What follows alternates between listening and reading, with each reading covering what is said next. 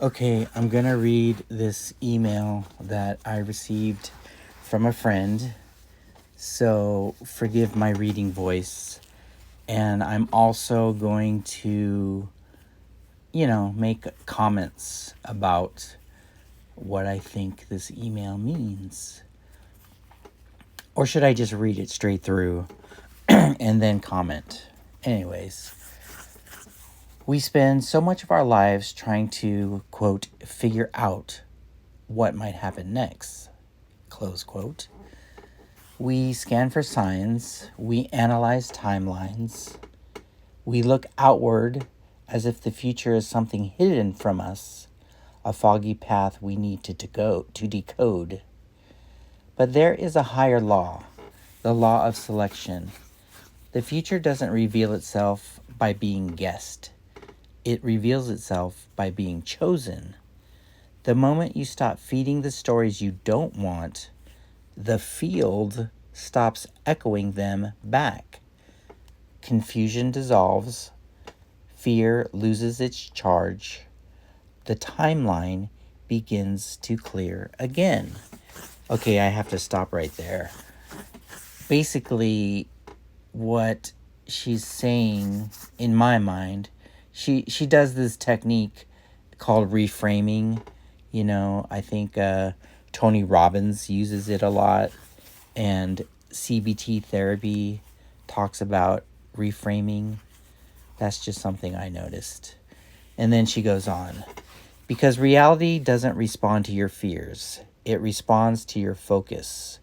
When you turn towards the outcome you actually prefer, the one that feels aligned, peaceful, sovereign, something miraculous happens. You suddenly see the future again, not because you predicted it, but because you selected it. Do you see what she's doing here? She has a nice vocabulary. She has a large vocabulary, and that's part of reframing. And she's saying you didn't predict the future, but she uses the word you see in quotes.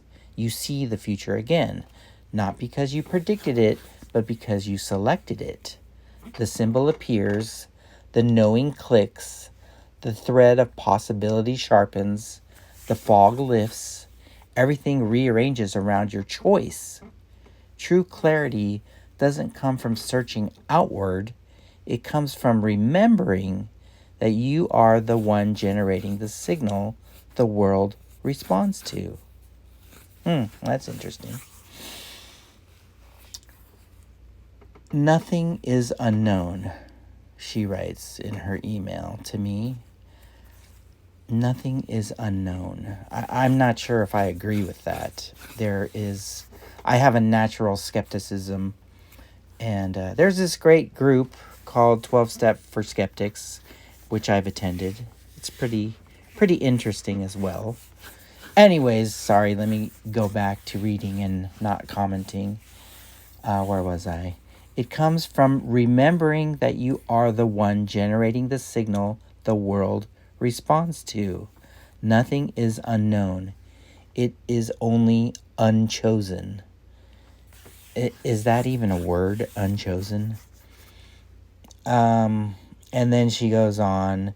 She says, if you want to go deeper, if you want to understand how to stop scanning for danger, stop bracing for the worst, and shift your authorship so that your reality becomes coherent and predictable again, blah, blah, blah, blah, blah. Subscribe to my email list type of thing. And of course, here comes the upsell. Join the inner field. For those of you who want to see the actual moment this realization came through, the conversation, the state shift, the download before it became a teaching, the inner field is where I share raw, unfiltered transmission as it happens, or as it happened.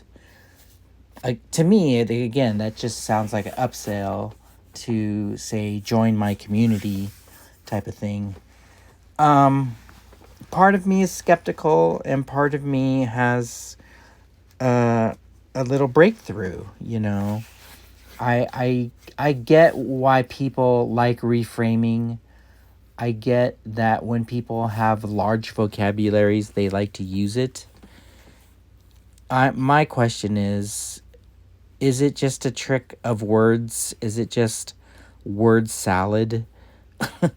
You know, because the one line that I struggle with is nothing is unknown. I don't know if I agree with that. There are many things unknown that we're limited, we're human. I don't know, maybe that's why organized religion works for some people, because they have their own language, they have their rituals, they have their incantations, they have their own vocabulary.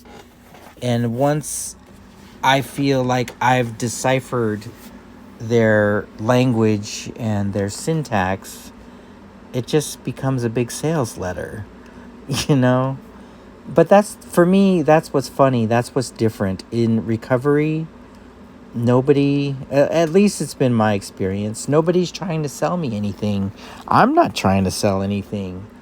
I would love to have this community have 2,000 members, but I am grateful for the 26 members that are in this community. I appreciate all the comments. I appreciate all the replies. And, I have to admit, sometimes I post blog posts just for me, you know? Maybe it's all for me. And you just happen to come by and listen to my words. You happen to come by my blog posts and read what I write. And I thank you. I really do. I know that with a large vocabulary and with a community, there comes a responsibility. And I go back to, like when I was in the military. I choose to serve and support others. That's the language I use, and that's the philosophy I believe in. Serve and support. And I've experienced, excuse me, sorry. I've experienced nothing but support in the recovery community. It's been great. I'm on fire with my recovery. But I also struggle. Well, not struggle. I shouldn't use that word. Let me reframe that. Let me rephrase that. The challenge is in my community, my ethnic community, of being American Filipino. I'm an American first. My parents are from the Philippines. I was born in California. I served in the United States Army. I live in the United States of Nevada, in the state of Nevada. I'm an American. But people, when they see me first, they see my straight black hair and my slanted eyes, and they form an opinion. And I can't change that. It's been like that for 56 years. I know who I am. I like to think I do. But, other people judge me. Like, other Filipinos come up to me speaking Tagalog, speaking Ilocano, and I feel like they judge me differently because I don't speak the language. So I'm kind of caught in between two worlds of being an American, because when I was raised in the 70s and 80s, my parents were like, assimilate, assimilate, assimilate. And we didn't speak the Tagalog language in my household.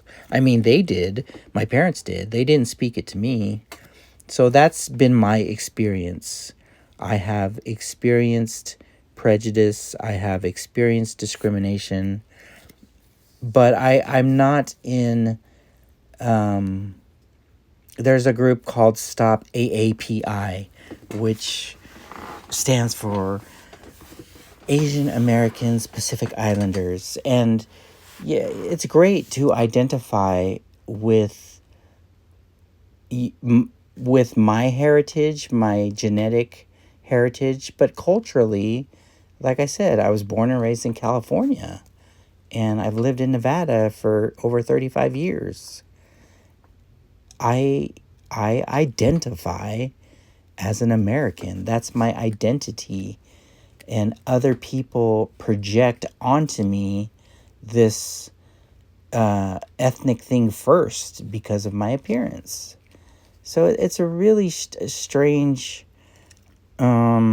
experience growing up.